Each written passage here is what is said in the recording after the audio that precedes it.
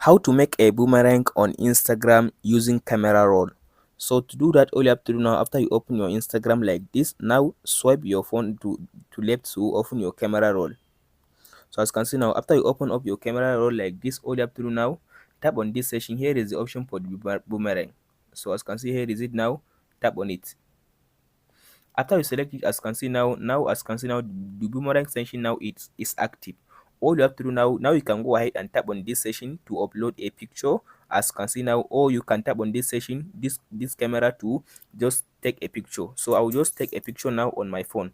So as you can see now, I'll just take a new picture. Let's see how it works. As you can see now, so after you take the picture now, allow it to finish processing.